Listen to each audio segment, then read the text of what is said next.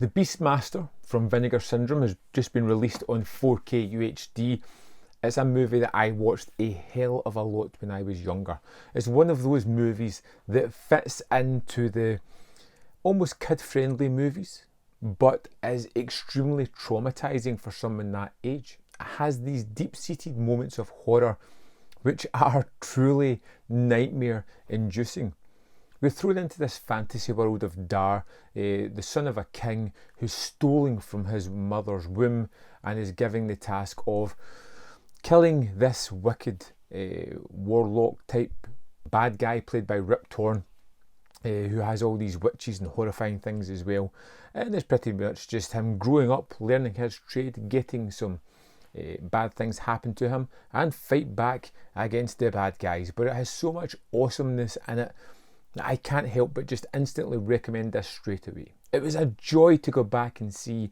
Vinegar Syndrome are renowned for their transfers, and yet again they do some utterly stunning work with this absolutely amazing movie.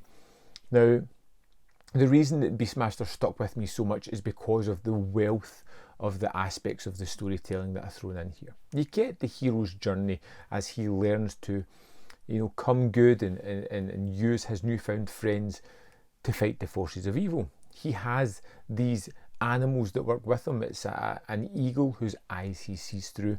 He has a panther who gives him the courage and strength that he needs, and he has two ferrets which give him the cunning.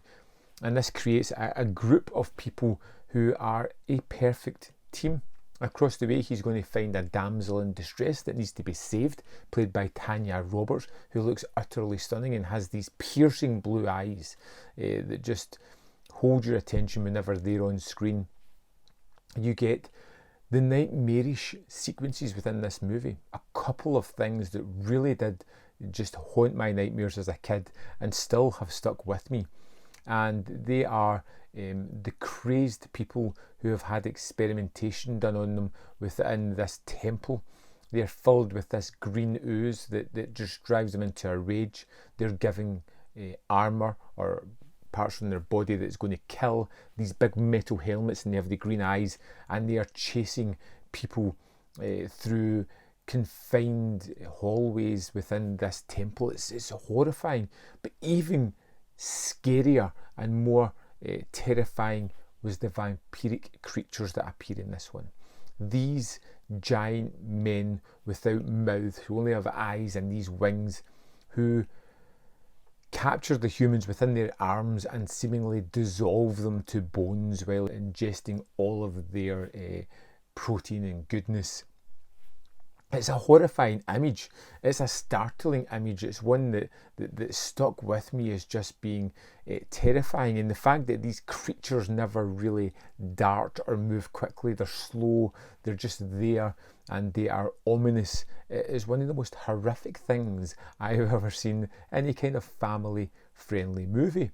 It's all of these things that really add to it. Now, I'm not saying it brings anything new in the form of the core story, but what it does do is it brings on all these characters that are really fun. It brings on all these horribly nightmarish ideas that creates a sense of dread and terror and magic within this world.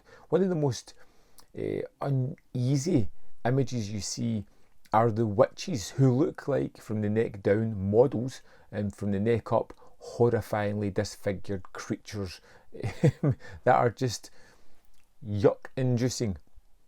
You get a ring that has an eyeball in it that watches everything. I'm just going through all these things in this movie that are wonderful. The staging, the action set pieces, which are plentiful and fun. Marc Singer's performance as Dar is terrific as well. Don Coscarelli directs the hell out of this one, and it looks like a large scope of a movie. It has all these different wonderful ideas that have been realised that, although may not add much to the story, they create a kind of production value and wealth to the storytelling. Like the fact that Dar grows up in this town where all the houses are kind of on stilts that slightly move a little bit. It's odd, it's unnecessary, it adds nothing to the story, but it's a cool image, and you've got to appreciate the fact that they've gone that extra effort to do it.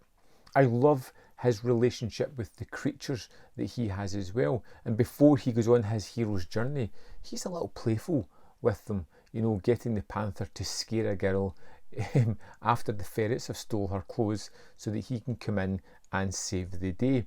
It has a kind of tongue-in-cheek nature about it. It doesn't feel manipulated or just made to get a quick buck or to cash in on the kind of fantasy movies were at the time. It feels like a genuine story realised to entertain, and it does that fantastically well. The Beastmaster is a movie that I utterly love, and I always have struggled talking about movies I love because I just want to reiterate things that I love about it.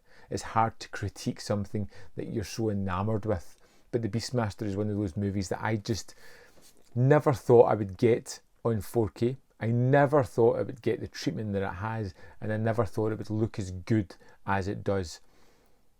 I love the movie. If you at all have the chance, if you have the capabilities to do 4K, I urge you to pick this up before it disappears. It is a wonderful disc, a wonderful package of a wonderful movie. I'd love to know your thoughts on The Beastmaster. If you have any memories of it, when's the last time you revisited it? Anything at all, let me know in the comment box below, and I'll see you next time on Man v Film.